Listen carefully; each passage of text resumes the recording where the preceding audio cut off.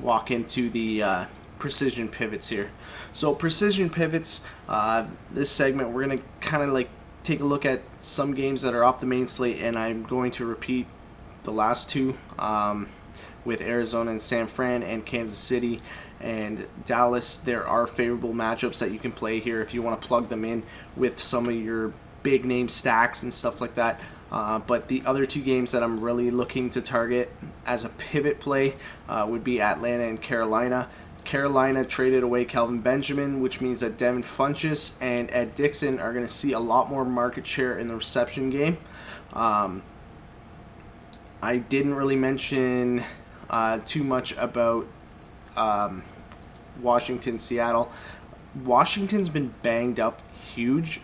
Actually, Jordan Reed and Crowder are going to probably miss Sunday's game, so you could look to target someone like Vernon Davis, who is a sure-handed tight end and pretty much the only receiver on that team right now, even though Doxson had a catch, but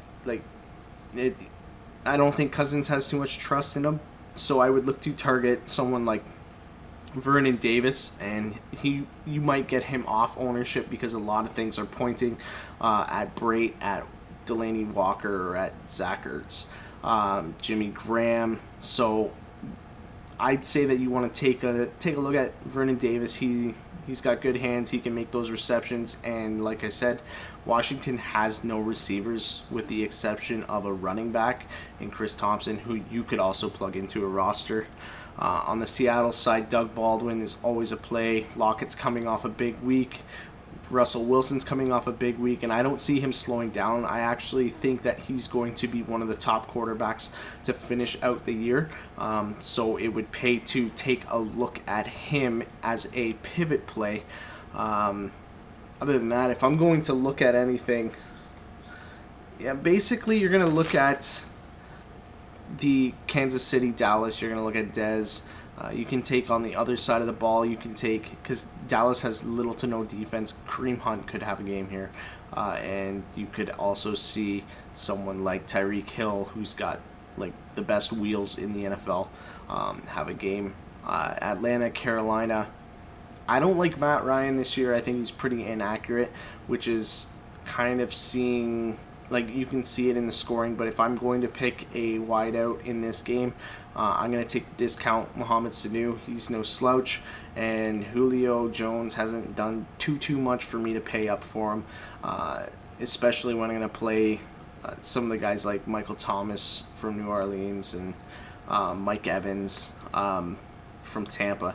So basically, you're going to look to target Funchess, who's, like I said, he's got the market share of receptions that's going to get jacked up, and Ed Dickson. And these guys, since the DK pricing came out before these trades flopped, you're going to actually see they're going to have increased usage, and you're not going to see an increase in their salary, so you can still kind of get them at a discount, and they could be poised to have a big game, because you know what, Cam hasn't gone off super big in a couple weeks, and he's always got that potential, and Funchess had a great game already this year, so I can see that happening. I mean, you could look into Indy and Houston now as a pivot and play Lamar Miller. I think with Savage coming back into the fold and being under center, that you could see Lamar Miller's usage kind of spike here, so that they don't have to trust a quarterback that they already kicked out of their lineup after the first game this year. Hopkins, I don't know if I'd trust that play, or even Fuller. Fuller has 13 receptions, under 300 yards, and 7 touchdowns. I don't see that continuing without Watson under center, so I might look to fade Fuller, but I could be completely wrong, and I could be making the wrong choices, and everybody could be fading them, and they could still go off.